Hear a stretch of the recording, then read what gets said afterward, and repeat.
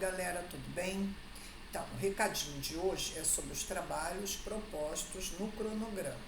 Semana passada eu concluí as médias de vocês do terceiro bimestre, que corresponde ao somatório das avaliações 1 e 2, que são os dois melhores trabalhos do bimestre, mais a avaliação 3, que é aquela prova, né? Mas eu pude observar que alguns alunos não realizam as atividades da apostila. E é isso que acarreta menos 30 pontos no somatório e na média final do bimestre.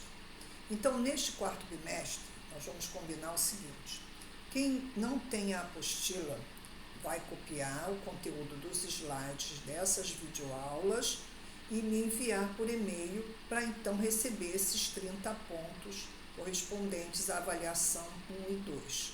Combinado? Então vamos lá. Colégio Ari Quintela, sexto ano, professora Maria de Fátima, unidade temática 13, feudalismo, conclusão.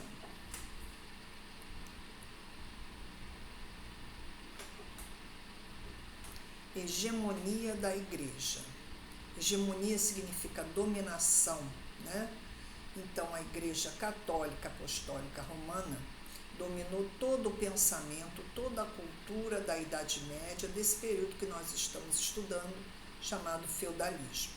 Com o aumento do número de pessoas convertidas ao cristianismo, no ano 380, o imperador romano Teodósio transformou a religião católica na religião oficial do Império Romano. Alguns grupos de bárbaros, como os francos, também se converteram ao cristianismo.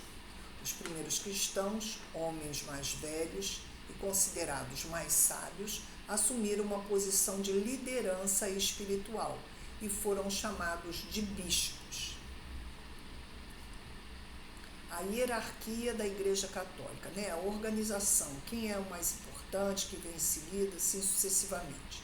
Então, com o tempo, a Igreja se organizou em uma hierarquia encabeçada, ou seja, liderada pelo bispo de Roma, que passou a ser considerado o Papa, né? O grande líder da Igreja Católica até os dias de hoje, seguido pelos cardeais, arcebispos, bispos e sacerdotes. Os últimos atuam diretamente perante o povo, como nós vemos nas igrejas, né?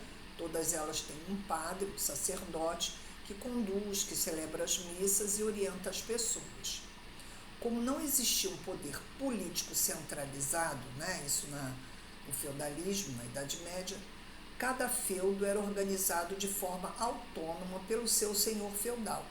A Igreja construiu uma hierarquia transmitida aos mesmos ensinamentos a todos os seus seguidores, o que representava um elo na sociedade feudal. Por isso que ela é tão importante, porque os ensinamentos da Igreja, independente do feudo ter uma organização política diferenciada, o ensinamento religioso sempre tinha que ser o mesmo.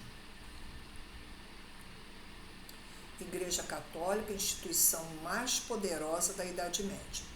Além de preconizar a formação de uma sociedade com pouca mobilidade social e com a posição do indivíduo determinada pelo nascimento, a Igreja Católica também difundiu a prática da doação de bens à instituição. Então vamos lá, só essa primeira frase vamos explicar. Preconizar, ou seja, determinar que as pessoas que nasciam, por exemplo, servos, jamais seriam um senhor feudal, mesmo que trabalhasse muito. Então, essa mobilidade social de sair de um estamento para o outro seria praticamente impossível. Nós já falamos nisso na aula passada.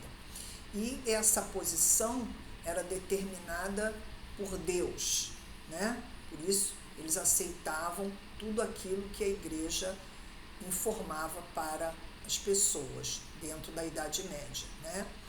E também era orientado à prática de doação de bens. Então, a pessoa que tinha um pecado muito grave, ela tinha que fazer uma doação bem considerável, né, dentro dos seus bens, das suas terras, para a igreja, para que ele pudesse receber o perdão do seu pecado.